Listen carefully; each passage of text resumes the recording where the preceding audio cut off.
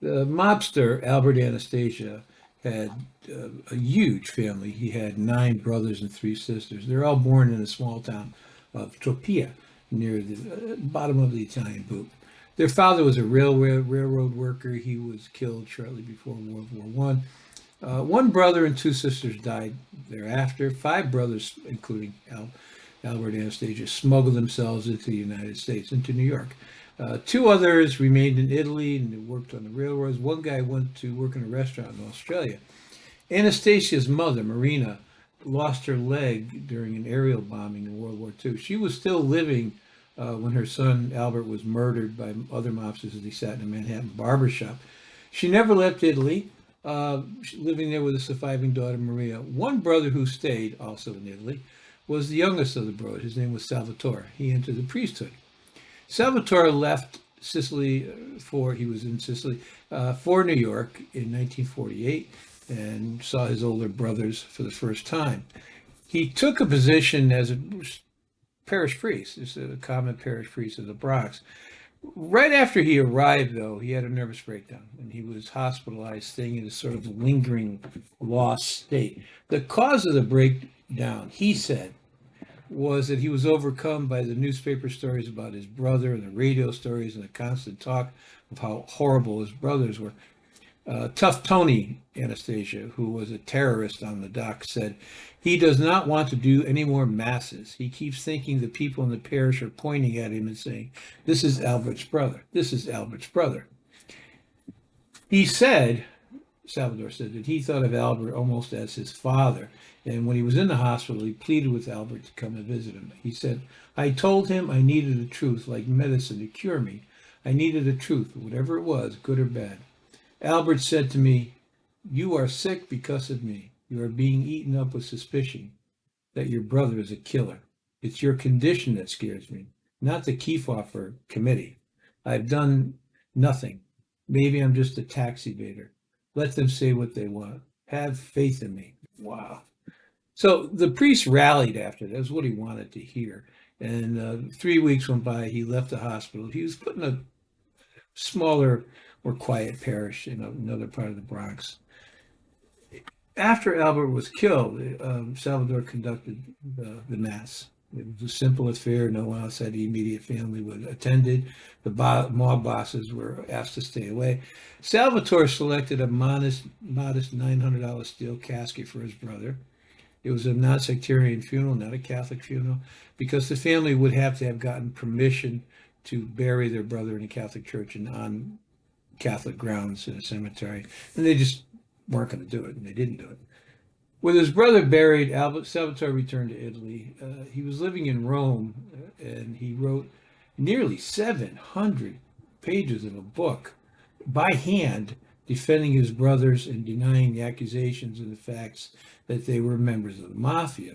He said, "What they said about Albert is all false. I can show you that it's not true." Well, he never got to see the finished product. He did get it published, but never got to see the finished product. He died in Rome of stomach cancer at age 54 in 1953. Now we go to Vincent Gigante, the Genovese boss. He also had a brother as a priest. They had another brother, Mario, who was a captain in the Genovese family. Louis Robert Gigante worked as a priest in the Bronx, and not just in a bad part of the Bronx, too. He was a community activist, and he served as the borough's New York City Council member. So that's impressive.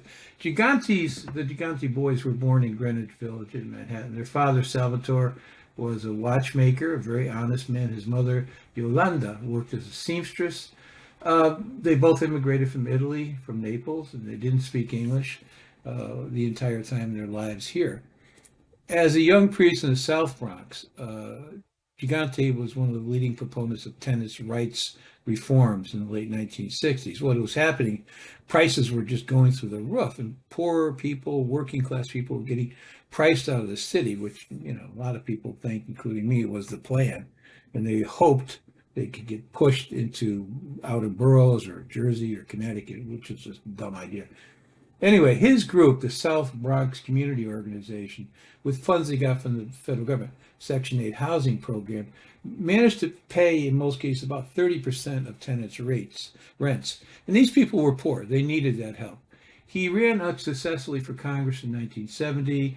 In 1973, he was elected to the New York City Council, and he served until 1977, and because he opted not to run for re-election. One of Gigante's poll watchers included the sister of, and the son of mafia boss Joe Colombo, whom the priest knew through his involvement in the Italian-American Civil Rights League, which got basically Colombo killed. Minutes after Colombo was shot during 1971 League rally at the Columbus Circle, Gigante climbed up on the stage, he calmed people down, and he started to lead them in prayer for the safety of Colombo's life. In 1978, he served a week in the Queen's House of Detention. This is Father Gigante in the Queen's House of Detention for refusing to answer grand jury questions about conversation he had with a Genovese soldier, Jimmy Napoli, back in 1974 while the mobster was in prison on Rikers Island. Rikers Island is a jail in New York. Prosecutors believe that Gigante was either trying to use his political pull to get Napoli out of jail or get him special privileges, or maybe he was delivering messages back, but they didn't know. Gigante cited his quote, priest privilege not to repeat a private conversation. That only works in confession. So, he'd have to prove that he gave him confession. So, anyway, they let it go.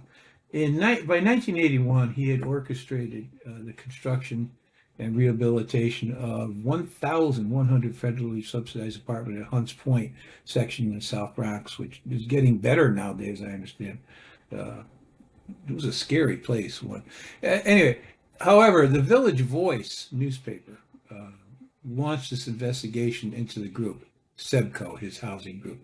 And it revealed that Sebco did business with mob-connected contractors, that Father Gigante's operations profited from these mafia-tied-in construction companies, and that Father Gigante had basically made himself pretty damn rich over all this.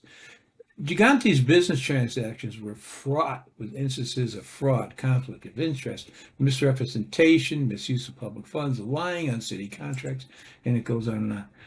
At the center of this decade-long mob involvement between Father Gigante was Vincent Di Napolia, Genovese construction guy, a specialist, who for years had directed a network of construction companies and businessmen tied to the mob.